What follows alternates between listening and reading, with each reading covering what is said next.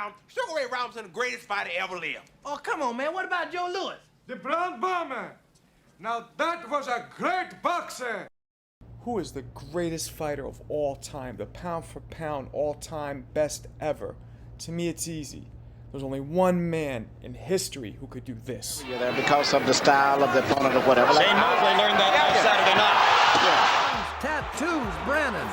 And then Бреннан says, look, просто падает. Okay. Да. Soft and safety here because he's tired and he is wide open.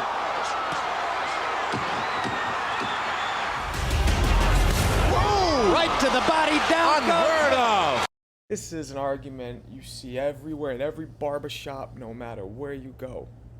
And I know it's subjective, but to me, one man stands out clearly who passes that eyeball test, who does things that nobody's seen before, almost like a machine built to fight, almost like an alien sent down from up above with no kryptonite. That's why they called him Superman. Roy Jones Jr. Now, because Roy's a friend of ours, he's been on the show numerous times, people might think I'm being biased. Now, of course, I'm a little biased. You know, everybody has their favorites, but I'm going to break down subjectively, realistically, and factually what Roy did throughout his career, which, in my opinion, and many other fight fans and fighters around the world, put him at the top of that food chain. So Roy Jones started his amateur career at 10 years old. He had a very successful amateur career, which all culminated in the 1988 Olympics in Seoul, Korea, where Roy blasted his way through to the finals to fight for the gold medal. The problem was he ended up fighting against a hometown Korean in the finals. Major problem concerning Roy Leone of Italy.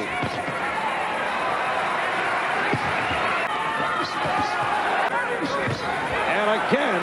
So now one thing I want to point out that Roy did here, that he didn't really carry it to the pros. Roy would throw a slow, kind of light lead right hand at the opponent, and then followed up with a lightning left hook.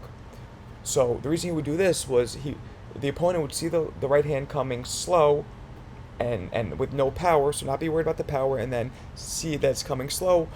And then when Roy would follow up with that lightning fast and hard left hook, it would completely catch the opponent off guard, kind of like a bait and switch. And again. Oh, what a counter by Roy Jones. Back to Sandy Saddle or Willie Pep. Park with a counter and another left hook, although the crowd reacted to the right by Park that grazed Jones. A standing eight. Yes, a standing eight. Desperate now. He's got to try to put out Jones your calling card and take off right there. Oh, and that was an emphatic calling card. He had Park staggered. I don't know what they're waiting for. That's not a standing eight. I don't know what it is. Park Si-Han. Oh, that hook was so hard. Leone just about took a full step in to stop it. Coming up on 30 seconds remaining in the bout. Now Park did connect and tried the left. And should be 15 to do it. It is all over. Roy Jones and Park Si-Han. I heard the people at the couch table start yelling. I saw they got me. The winner is, in the blue corner, Si-Han has stolen the belt. The moment the bout ended, was there any doubt in your mind that you had won the fight? No, there was no doubt at all. I knew I had won the fight. I won all 3 rounds clearly, but... Now, what about when you heard that the decision was 3-2? What could I do? I mean, did that worry you right away before they announced who the winner was? When I saw all the Koreans jumping up and down, I knew what they had did. But like I said, there's nothing I can do about that, you know. I think I go home, go to school, you know. I don't know if I'll box again ever. That must have been really tough for you to deal with at that young age, right? Yeah, it was. It was very tough to deal with because I was the youngest guy on the team, as a matter of fact. I heard a lot of people, and there's no knock on nobody. You know, I think Floyd Mayweather is pound for pound one of the greatest fighters to ever live. But a lot of people say, well, Floyd, just like Roy, he got robbed. No, it's not like Roy. Floyd had a bloody nose. I mean, he may have won the fight. I don't know. I didn't see it, but he did have a bloody nose. Roy ain't hardly got he touched. You understand me? By me not getting that gold medal, that would put my foot on the gas even harder. Now, even though Park, as you saw, landed a couple shots, Roy clearly dominated, got a standing 8, had him hurt numerous times, and should have coasted to the gold medal victory. And watching that interview always gets me because Roy literally was holding back tears in his face from the pain and the disappointment of that loss.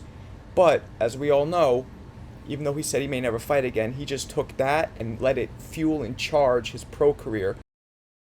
Roy's first serious test as a pro was against Bernard Hopkins. Now, this was Roy's first breakout performance that showed the world that the guy from the Olympics is the real deal now, also as a pro. Now remember, this wasn't the Bernard Hopkins that we got to know that was a little older, a little slower. This was the young, feisty, gritty, fast, strong Bernard Hopkins. And Roy quickly showed that he is steps above. That's why it's such a great match. Hopkins is not jabbing either. Here you see Roy do something that very few fighters do, a great defensive tactic. As he throws punches, he turns his head to the right.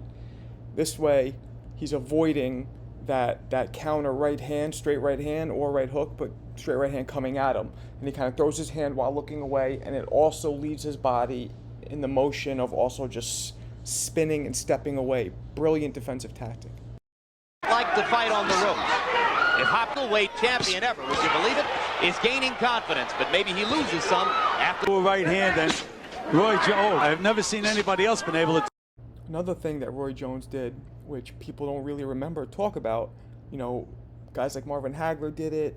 Roy Jones switched to southpaw a good amount during his fight just to confuse his opponents. And even when he did that, the speed, the accuracy, the balance, everything was still there. Or does Hopkins have a terrific chin, Gil? No, I think it's a question that he hasn't hit Hopkins. Eventually, Hopkins stepped away.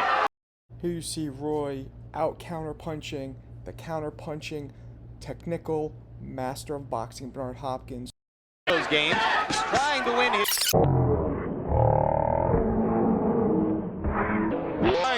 first world championship.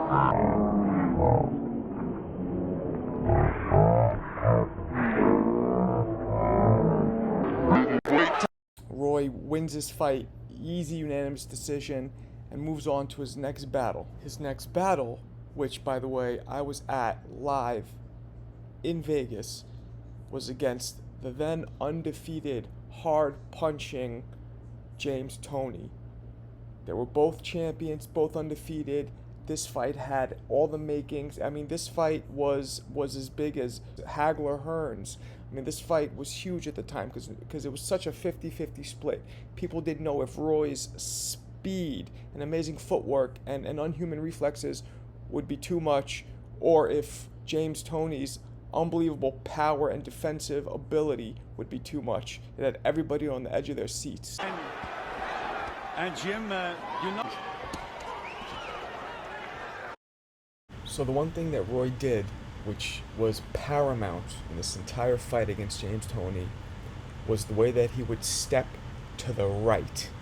So he did this because when James Toney got into his famous Philly shell kind of defense, James Toney would lean and almost kind of turn his back, right, toward the opponent or towards Roy. So what Roy would do is Roy would throw some shots, know that James is going to lean, pop up, and then Roy would just jump and spin around him, and then all this side, body, head would be open, and Roy would throw and then keep spinning, boom, boom, boom, going around and around. James would almost be following him, almost made to be dizzy and off balance. And it was something that Roy used beautifully throughout the fight. And Jim, James was a counterpuncher, but James was a more aggressive counterpuncher. The thing about James, and what people don't understand, is James, before I became pound for pound, James was pound for pound the best fighter fighting. And the one thing you have to know about James is that you cannot stand directly in front of James. If you stand directly in front of James, he gonna eat your lunch. You can't stand in front. You gotta go around him. If you don't go around him, he gonna eat your lunch. It's simple as that. Here you see Roy Jones do something that very few people can do. Roy is so fast that he's able to shoot off the 1-2 before James Toney can react with his famous pull counter, Then Roy does something very smart. He shoots the 1-2, and then he gets right in the chest of James Toney, right up close, giving James Toney no room to actually shoot that punch forward. There's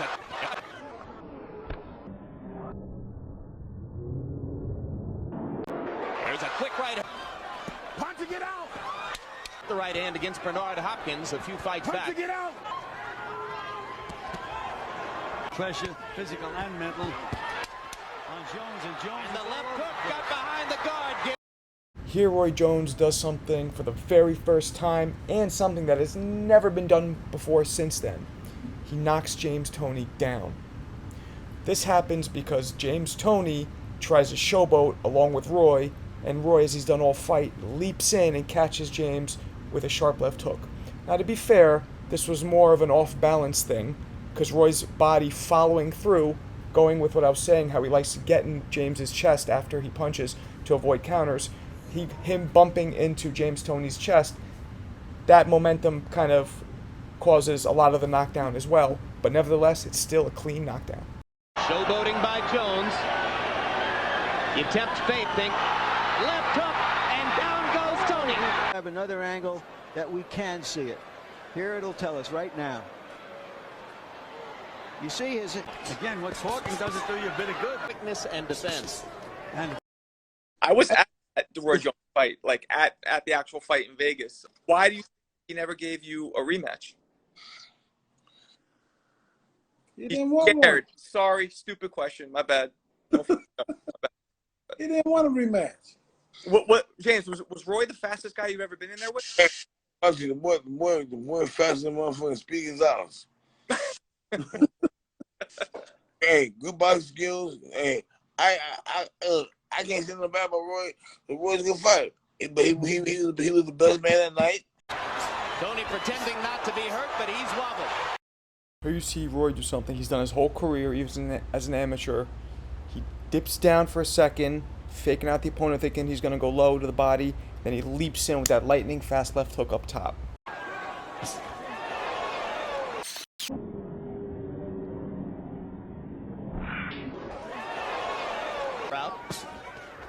So it's not out of the question begins. But again, solid left. Toney in a little bit of trouble. Orthodoxy.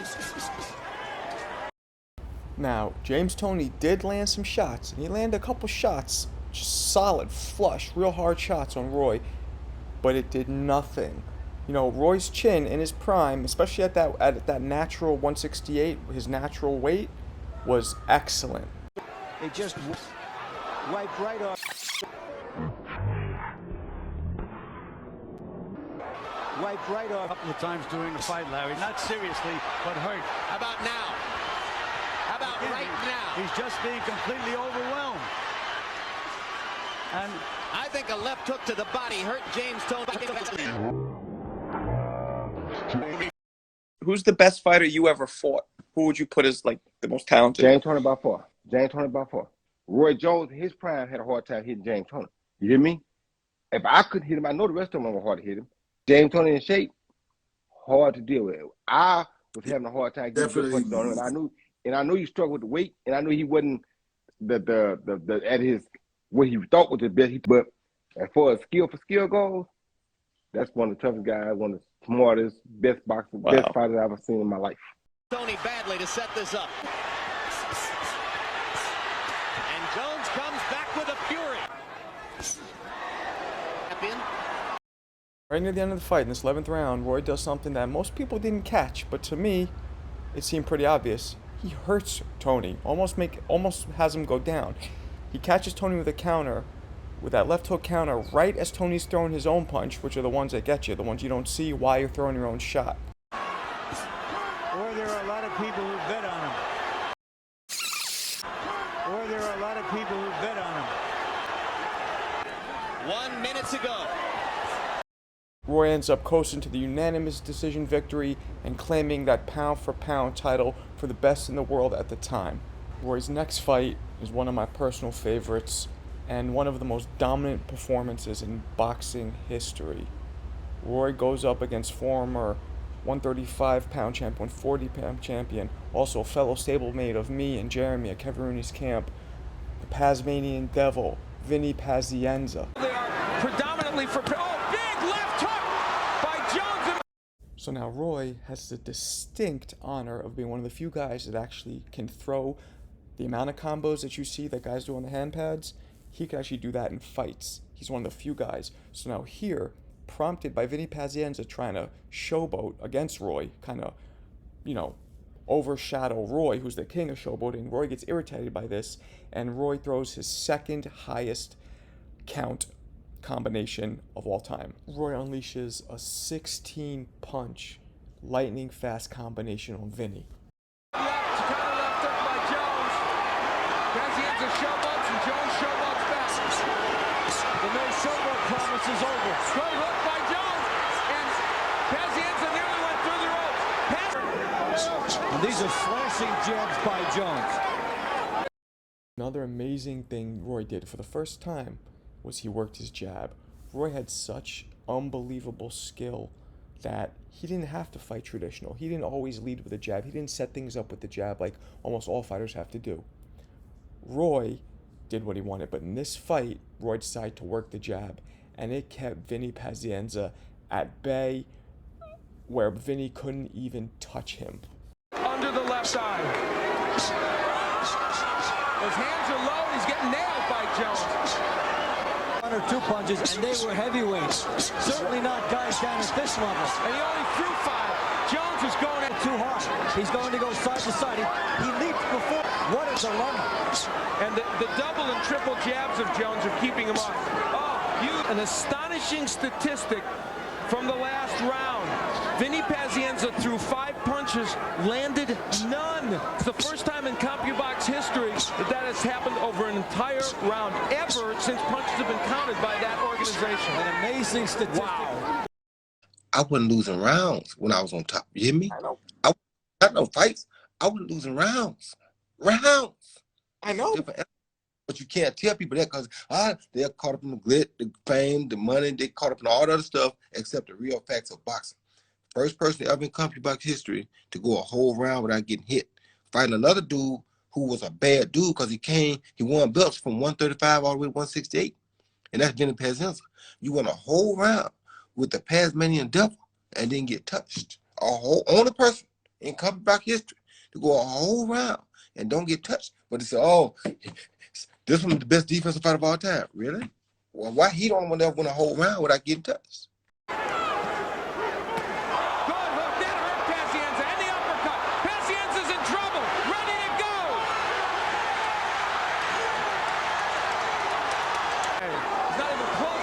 Okay. One big shot could end it here. That's another knockdown. Throw. You have to be concerned about. Roy does something which he does again later on in his career. This is the first time we see it.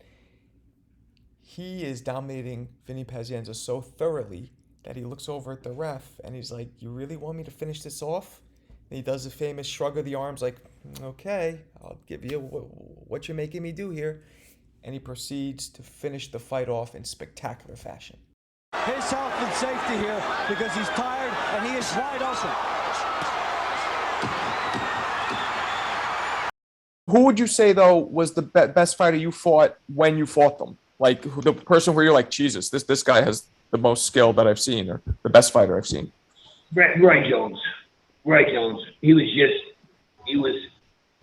He was unbelievable. He was Mayweather at that time with power. I'm fighting this guy who's the fucking greatest in the planet at the time. Yeah. I walked to the ring, and only 5 times, like how coincidental is that? 5 times. But 5 times I walked to fight, and I walked to the ring, and I said, "Please, God, let me live after this fight, please." This fight wasn't really talked about as much as it should have been. I guess mostly because his opponent, Brian Brannon, wasn't really that well known. But don't forget, Brian Brannon was undefeated coming into this fight. Tough, hard-hitting guy. But why I bring it up is because, one, I was at that fight. It was at the time the Paramount Theater at Madison Square Garden. Now it's called, I think, the Hulu Theater at Madison Square Garden. But 2, It was one of Roy's most spectacular performances. Его хватит. So here you see how Roy throws a light kind of left hook to start and kind of lull Bryant to sleep, and then follows with a lightning fast hard left hook, which drops him.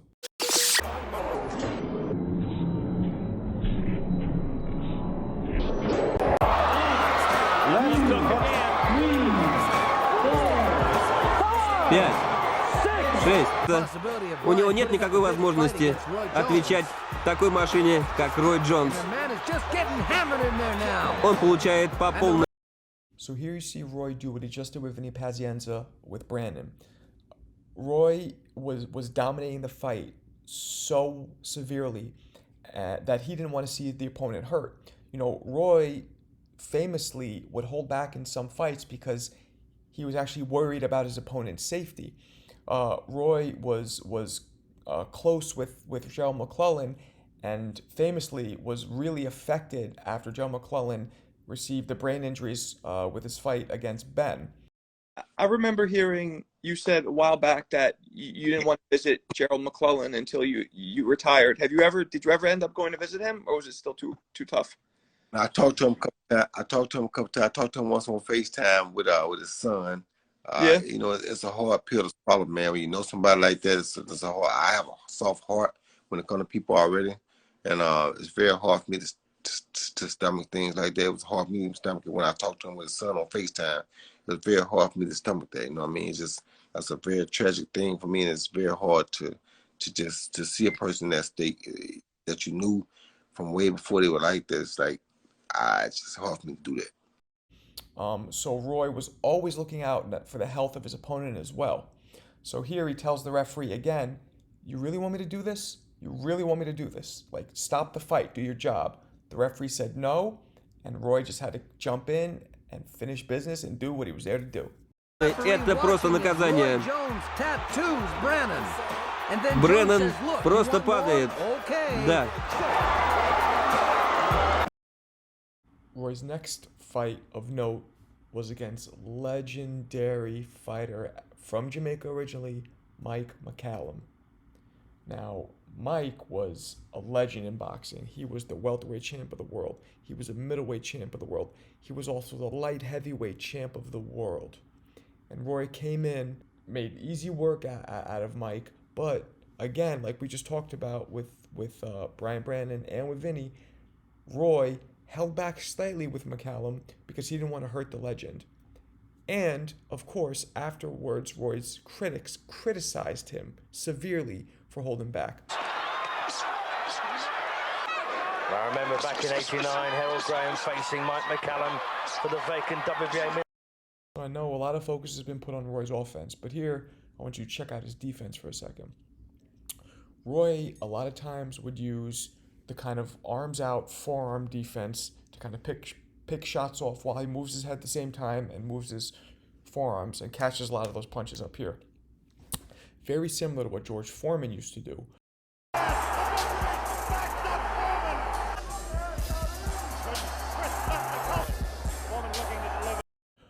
The younger Foreman, the older Foreman came back, was doing the crossbody defense, but the older Foreman would keep his forearms up. He had such long arms that it was very effective. And Roy is the same way. You see him here doing this against Mike McCallum. McCallum cross swords with irons. Steve Collins. He raining down. Although he's making good shot again from Jan. And again Jones. And McCallum there force. Oh! He's down. Oh. Well, how did he keep his feet then? Jones has skated it down. Roy's next fight was relatively low profile, which is no disrespect to Montell Griffin, because he is a friend of ours, great fighter. That's just more a testament to how great Roy was at the time. They thought nobody could beat him. But we quickly saw this fight take a very different turn for Roy. And you can see that in the very beginning of the fight, Roy comes out to a song that he wrote and rapped. Roy, for those y'all must have forgot, Roy was also rapped back then. He was also releasing albums and stuff. the song that he wrote and rapped as he enters the ring against Montell was called "Patience is a Virtue."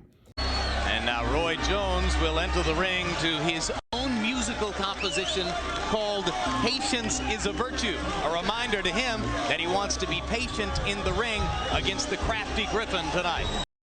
And it was a testament to Roy wanting to take this fight, and partially because he was so bored beating people so easily, he made a challenge, and he said to himself, I am going to take Montell Griffin, who beat Jeremy to qualify for the Olympic team. That's a whole different story. The winner, the score, 33-8. And joining the team of Olympians to go to Barcelona, your winner, Montell Griffin. Sim was like to Jeremy, like, that must sting because of the Olympics. You know what I mean? Like, you guys fought it off in the finals, and you know. Yeah, man, I wasn't trying to bring that up. You know what I'm saying? No, I mean, Jeremy's cool with it. Yeah. I'm cool. Hey, man, shit, there's water on the bridge now, yeah. But Montell, who was a great fighter, but a very, very good counterpuncher, Roy said to himself, I'm going to do this. I am going to throw a couple feints, throw a couple distractions, and force Montell to counter me, and I'm going to counter his counter. I made a song that said patience was the virtue because I knew that Montell was a counterpuncher just like I am. So like I kept telling my coach, I just got to wait him out. You know what I mean? Take him in the deep water. He'll tire, then I'll get him. His low crouching position. And Roy catches a guy with... Now, while Roy did this to challenge himself and spice things up and make it interesting, I think he got more than what he bargained for, because Montell started off winning a lot of those opening rounds. Anderson, don't try to reach me. I have an... A lot of feinting, not too much punching. Massaging his arms after the first round as well as... So here you see one of the tactics in Montell's counterpunching which made it so effective. He would wait for Roy to throw, and then immediately after Roy was done with his combination, Montell would throw a shot, catching Roy kind of right at the very tail end of Roy's own combination. Well, there's one right here. Punches. It's scoring points for Griffin. Good left hook by Griffin. Jones. Griffin backs out. So although Roy was having some trouble up to this point, he's now starting to find a home for that straight right hand. Another Griffin. His white trunks with black trim. And there's a... Any different. Ducks away from the right hand there. There's a left hand, put him straight on the canvas. So Montell Griffin got hit. So after landing another one of those counters, immediately following Roy's flurry, Montell does something that shows his real experience, that he's been a gym rat for his whole life. While they're clinched, Montell quickly bumps Roy off with like a shoulder shrug, a shoulder push, and then as Roy's going back, Montell hits him. Now, this is borderline legal, borderline not illegal, but it's still a very crafty veteran move. There's a right across the top and then immediately cut. Shooting a blank cap pistol. Jones nailed him pretty good that time. So now, the most controversial thing to that point in Roy's career happens. Roy, as we said before, was closing in on landing those straight rights. He lands a vicious straight right. Looked like he went down and tried to fake almost coming in with a left hook, but instead fired the straight right, which caught Montell.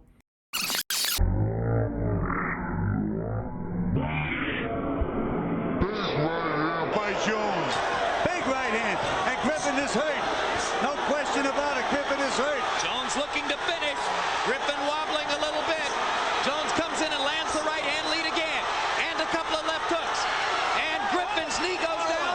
And Jones lands two punches after Griffin's knee was on the... Vicious straight right landed and wobbled Montell. Roy jumped on him, applied pressure, and then Montell, to clear his head, and before getting hit again and possibly not being able to get up, he decides to take a knee to clear the cobwebs. When Montell takes this knee, Roy fires off 2 shots at Montell. And to this day, there's 2 sides of the story. Roy's side of why he did it and why he did it cleanly and with no ill intentions, or Montell's side. It was a frustrated man attacking him. Right hand lead again, and a couple of left hooks, and Griffin's knee goes down, and Jones lands 2 punches after Griffin's knee was on the count. In his prime, when he was considered the greatest fighter in history, pound for pound, I was beating him fair and square. I told Roy, I said, Roy, your fans love you so much that you hit me when I was on my knee, and they hate me because you hit me. Do you think that he really hit you because he knew what he was doing, or do you think that because you were a low to the ground fighter, he wasn't, he didn't? First of all, you gotta remember one thing: he didn't knock me down. I took a knee. So why would he hit me then? He didn't knock me down. So why would he walk up to me and he loaded up the second punch? He hit me twice. He loaded up the second punch. So I mean, it's just crazy. Just some things I'm had to live with for the rest of my life. He knew what he was doing. Yeah, he knew. He was frustrated. He was frustrated. Yeah. I talked to guys in this camp, and they told me, friends of his that I'm cool with, like, man, he was frustrated. So he had never been in the ring with a guy he couldn't hit. And a couple of left hooks, and Griffin's knee goes down, and Jones lands 2 punches after Griffin's knee was on the canvas. And now. Only thing was, when he went down, he didn't go down from a punch, and the referee didn't say stop. So I'm not allowed to back away from you, because if you come down, I turn my back, you hit me and knock me out, the referee gonna count me out, because the referee never said stop. So when he went down, I'm thinking, okay, you gonna say something? So I tap him. Referee still didn't say nothing. And if you think about it, look, I tap him first. Referee ain't said stop yet. Then I hit him again, because referee ain't said that. I'm not gonna leave. He 5'7", 5'6". I don't know. I can't look down and see if his knee is down or not. I don't care. I know you didn't go down from a punch. So until the referee tell me to stop, I supposed to go. It wasn't like I was trying to do no damage to him or nothing. It wasn't that kind of thing with me. So as you can imagine, Roy immediately opts for a rematch to prove to everybody that he is still the best pound-for-pound fighter in the world. But now for the first time, some people had some doubts. Can a crafty boxer beat the unorthodox, untraditional Roy Jones? This fight, Roy does something we've never seen. He comes straight at Montell. No boxing, no technique. He's just coming at him to take his head off. The first time, it will be true again the second time. And of course, Griffin believes that he thrives and will continue to thrive on being underestimated. Jones lands a solid left hook. Let me tell you, that first left hook hurt Griffin. And so does the second one. And Mercanti calls it a knockdown. About Roy Jones's left hook leads. Jones lands another left fainting game, and Griffin is benefiting by it. Whoa, what a left hook. What a left hook. Second knockdown of the round. That was a leaping left hook, and Griffin may not survive it. He's got trouble. 9. And that's that. Jones gets his vindication via a first round knockout. I usually don't show post-fight interviews, but this is one of the most gangster displays of sincerity, really coming from the heart, from deep within, that I've ever seen come out of any fighter's mouth. Roy Jones still #1 and gonna be that way, baby. For all these doubters, him and all the rest of them that think Roy Jones is a fluke, now they know. Now, back to where I am. I am redeemed. I deserve to be back pound for pound #1, because I am. It's just like that. I don't even want to hear nothing else. I should be pound for pound the best. I don't want to have to do this, but they make it. Why didn't you want to have to do this? Because I don't like trying to hurt people. No, not I was out here trying to hurt that kid. If I would have got a chance, I would have killed that kid by mistake. You know what I'm saying? I don't want to do that. That's not my intention. My intention is to come out here and do good things and be done with it. That's why I don't like that old Roy Jones. You don't want to pull the RJ out. I don't want to see the RJ. Did you need this kind of incentive to bring out 105% of yourself? Didn't I just say that? That's what it takes sometimes. You take something from me, I'm coming to get it back. I don't care. If you take it from me this honestly, I'm coming to get it back. Now, if you beat me, we had a good night. I'm still going to come get it back. But if you take it this honestly, I'm coming to get it. All right, so you came out here with a totally different intention than you did the first fight. You saw it. I went out here to box to give y'all no show, and I ain't want to give you too much to criticize me about. I had to come on and do my thing. You understand? I ain't going to let you talk. I did the talking tonight. Roy Jones, Pensacola, we talked tonight. The Gulf Coast, Mississippi, all that, we talked tonight. The best man fight, the best fight in the world, pound for pound, I talk tonight. Understand what I'm saying? I don't want to hear nothing else. There was no need for this, you know what I'm saying? I shouldn't have to come here to try to go at that guy and try to do that, you know what I'm saying? I mean, I feel bad for him now because it's embarrassment to him in a way, and he has a family too, you know? I'm not that kind of guy. Yeah, the rematch, man, I wasn't allowed to warm up. I was the world champ. I wasn't allowed to warm up. It was crazy. You know, it's people. It was witnesses there. People seen what happened, but it is what it is. I got to live with that for the rest of my life, man. Roy's next fight was against a legend, Virgil Hill, North Dakota's own. He was a silver medalist in the '84 Olympics, former light heavyweight champion, lineal light heavyweight champion, and former cruiserweight world champion. They get in the ring. Virgil Hill had only lost, I think, twice at this point, close decisions, and Roy does something that has never been done before to Virgil, and you rarely see in boxing. Aggressive, not waiting to see what Jones is going to do. Quick left hook up top. Jones lands a right hand flush on the cheek. Another right hand, and Jones is starting to get it going. Another right hand lands for Jones. Hill has taken all the power shots pretty well so far. Now there's the combination. Hill lands a right hand over the top in retap. Right to the body, down. Unheard of. Only the third time Hill's ever been down. And Steinwinder's lost the fight. First time Virgil Hill's ever been knocked out. Roy punched hard, but he always punches hard at the very beginning, and he fades at the end. Oh. So if I could have got out of that, if I could have got this guy has never thrown a body shot one till me. He threw a body shot and busted my rib. Oh goodness! Yeah. Was your rib broken? He cracked it. Damn. Not the same thing as broke, but he cracked it. Yeah. And I remember, I threw a shot and missed, and I turned like this, and he came back and boom. And now I would have said that it was a fluke thing had I not seen the fight, and then I saw what him and his coach talked about. He said, go to the body and stuff. And I was like, oh shit, okay. That was good. That was legit. So Roy's punches were more hard than they were snappy, or more snappy and fast? No. He had snappy fast too, because he busted my eardrum the first round. Wow. He swooped a hook and popped my ear like this, and it went pop, and it tore my eardrum. Look, I'm telling you, if I get out of that round and stuff like that, I haven't. Yeah? Yeah, because you can't get past my jab. It was too fast. Silencing the critics who say Roy is all speed and no power, Roy knocks out Virgil Hill with a body shot.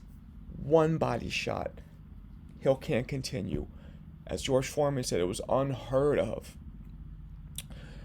And another thing unheard of, which Roy does a few fights later against tough Glenn Kelly, Roy Jones puts his hands behind his back and then throws a knockout blow and knocks Kelly out. Doesn't hurt him, doesn't drop him, puts his hands behind his back and proceeds to knock him out. We'll not carry you there because of the style of the opponent or whatever. Shane Mosley learned that last Saturday night. Again. We'll not carry you there because of the style of the opponent or whatever. Shane Mosley learned that last Saturday night. Again. Once again. Third knockdown of the night. Who never saw it.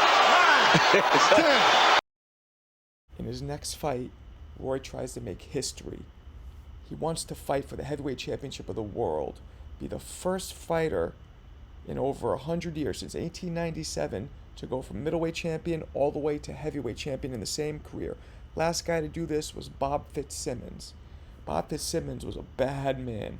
He had the deadly solar plexus punch, where he would nail guys right in the solar plexus and they'd crumble. And that's exactly how he won the world heavyweight title, Bob Fitzsimmons, in 1897, crumbling James J. Corbett with that exact punch.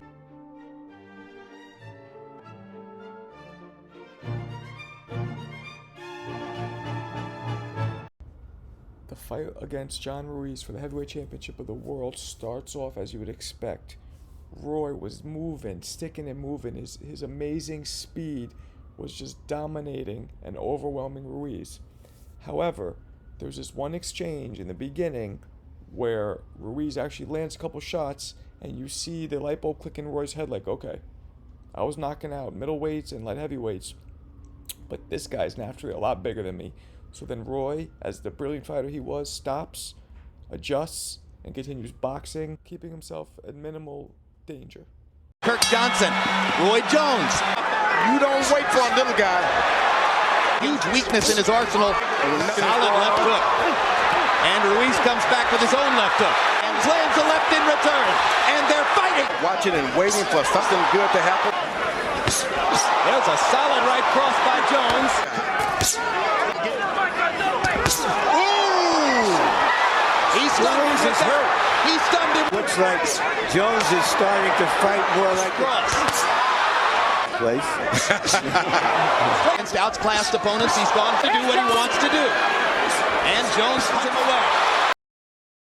The new WBA heavyweight champion of the world, Roy Jones Jr. Then it hit me on a dream one night. Maybe you should go fight for the heavyweight championship of the world. Ain't nobody did it in 106 years. Why not you? You know, that would be history making. Then I think Bernard made history by having the most middleweight defenses of all time. And I said, now, if he can make history, that means, you know, you got to go make history now because you beat him. How you going to let him make history and you not? So I went to Atlanta. People don't know this story. I went to Atlanta, asked Holyfield to fight me. Him and this guy were like, nah, we got too much to lose and not enough to get. Y'all got two. Okay. All right. I said, okay, I respect that. And I left. Lo and behold, John Ruiz beats Holyfield next fight. And I don't know how he knew that I wanted to fight for the title, but he said, I'll fight Roy Jones. What? You do? Oh, all right, there it is. I mean, you know, when God speaks, you got to listen. So, you know, I'm like, there it is. So that's what happened. Roy is now the heavyweight champion of the world. And he is pondering retirement. He's pondering walking away into the sunset.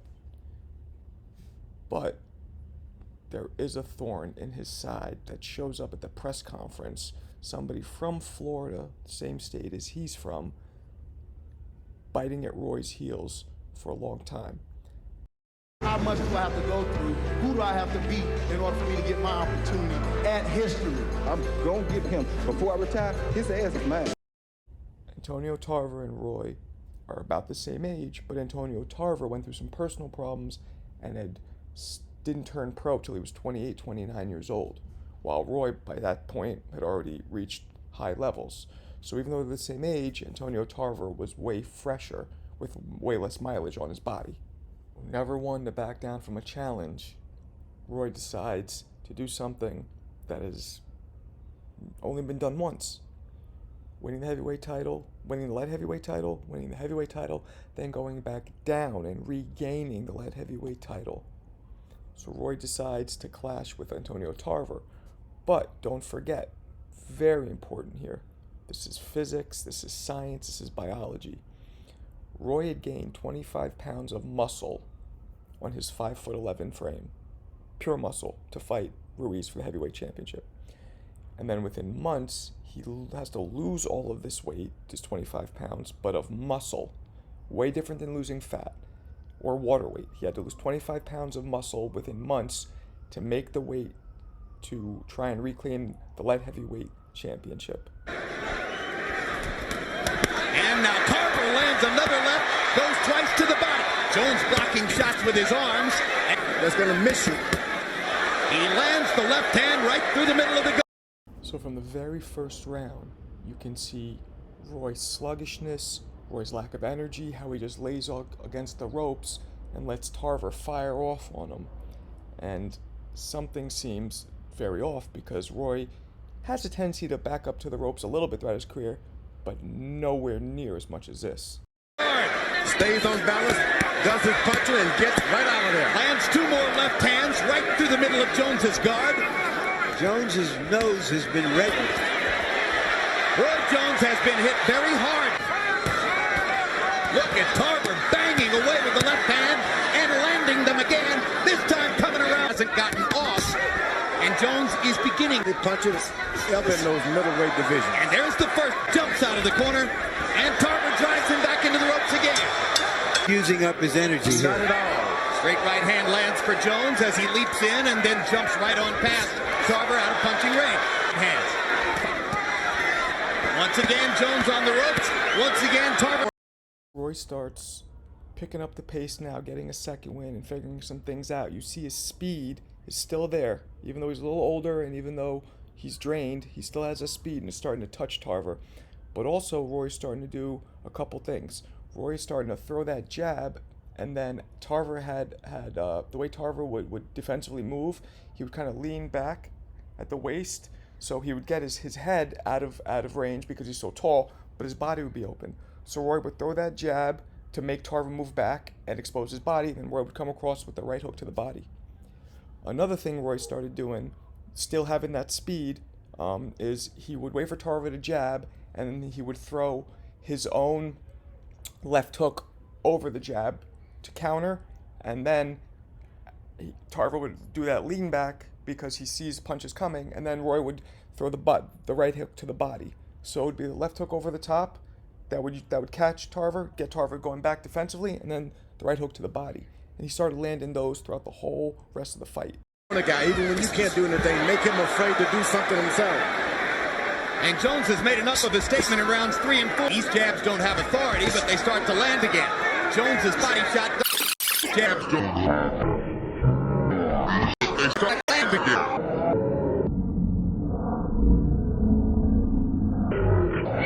Shot does have authority.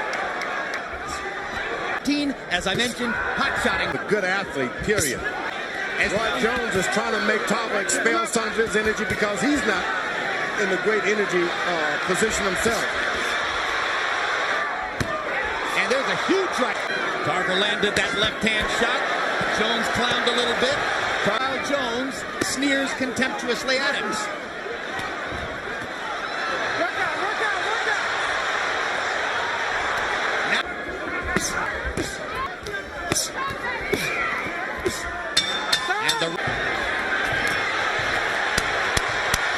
Jones not throwing. Tarver banging away. George Tarver knows he's in the fight. Finally got confidence to throw that straight. There it is. Left hand by George. There it is. There it is. Another hard left hand. And Tarver lets his hands go again. That Jones has always made mistakes in the ring that other fighters couldn't take advantage. A high energy level as Tarver bangs him again with a straight left. All night long he's been waiting for that left. Now that straight left hand is right.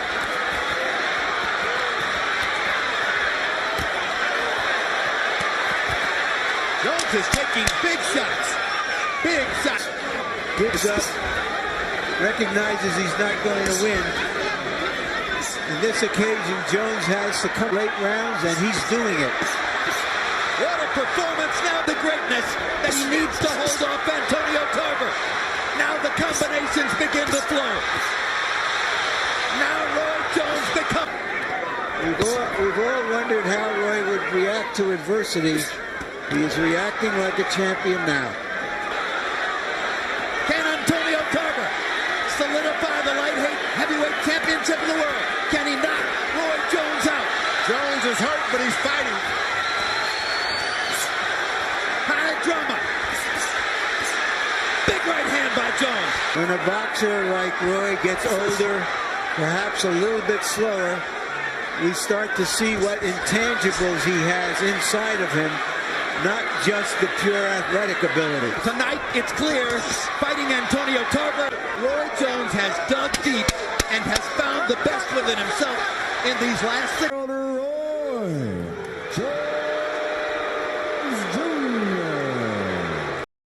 After 12 long, hard-fought rounds, an exhausted Roy Jones pulls out the decision victory. Now, most people gave Roy the win, but there were some doubters and there was some controversy, and it left both Roy and Antonio Tarver in a bit of a limbo.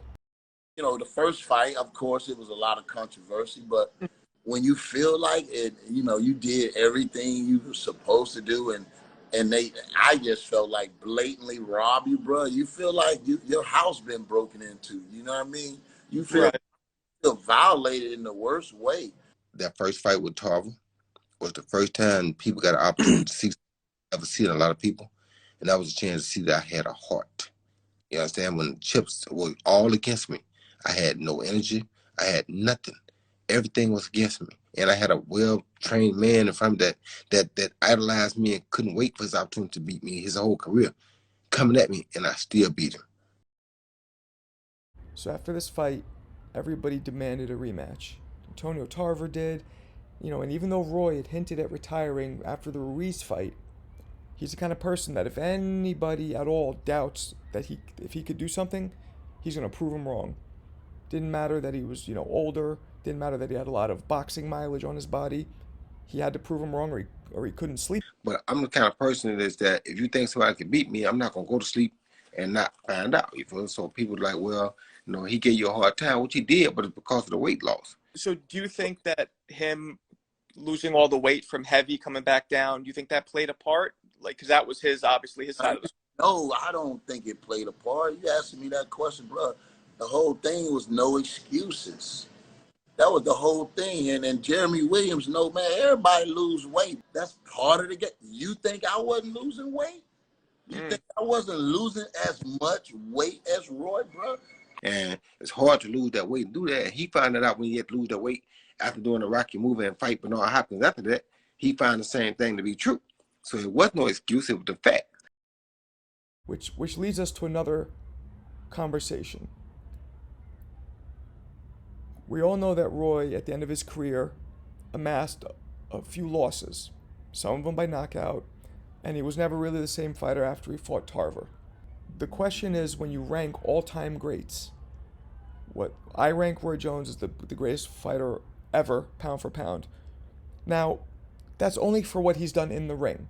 Muhammad Ali can be greater if you're computing what he did outside the ring. Sugar Ray Robinson could be greater if you're computing all the fights he had. Chavez, the undefeated streak before finally losing, was like 89-0 or 91-0 might have been. I look at the fighter in their prime, and the prime does have to be lengthy. Mike Tyson had a prime, was amazing, but his prime was only about 4 years. Tyson, after he lost to Douglas, he was never the same either. Roy Jones had about a 10 to 15 year prime, and when he passed what I call the eyeball test.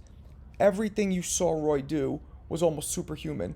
No fighter was as fast as Roy. No fighter was as strong as Roy. No fighter was able to move like Roy. And no fighter since Bob Fitzsimmons 100 years ago was able to win as many titles from middleweight all the way up to heavyweight like Roy did. No other fighter on planet Earth that has, dead or alive, has ever turned pro as a junior middleweight and became heavyweight champion of the world. What more do you need to say? No other fighter ever. What more can you say? And there's some great fighters. This man right here was a great fighter. There's some great fighters in the world. I'm not saying that. I'm not knocking nobody about nothing. But what other man can you ever say, dead or alive, that turned pro as a junior middleweight and became heavyweight champion of the world? The great Sugar Ray Robinson passed out trying to become the light heavyweight champion of the world. He was a welterweight, but he tried to become the light heavyweight champ, and he passed out. And I mean, it ain't an easy feat. The debate over who's the best pound-for-pound fighter it can last all day long. Everybody has their own criteria. It's a fun but layered debate. Roy Jones, besides the skill, the optics that he presented with his unbelievable speed and power and unorthodox movement and all that, the biggest criticism on Roy is two things. One, that he ended up losing some of his fights at the end of his career by knockout, which to me does not erase his domination for the 15 years up until he was 35. From 20 to 35, he dominated. And, 35, again, at his age, it was an old 35. He had been boxing for a long time. There was a lot of mileage on him. And he had gone up and down in weight, and drained himself. But also another criticism is that he didn't fight anybody, which to me is insane. I've laid out here. This man has beat numerous Hall of Famers throughout his career. Bernard Hopkins, James Toney, Vinnie Pazienza, Mike McCallum, Felix Trinidad, Virgil Hill, the list goes on. He definitely deserves a place in the all-time greats. We often wonder what could have been. What would have happened if Rocky Marciano had a couple more fights? What would have happened if Richard Steele didn't stop that fight against Meldrick Taylor and Julio Cesar Chavez? What would have happened if Roy Jones would have stopped fighting after he beat Ruiz? We'll never know what would have happened. So if you could do something different, would you do anything different at the end of your career? Well, because of the way they do it and because of the way they talk about you now, I would have said after I won that first title fight, I would have quit.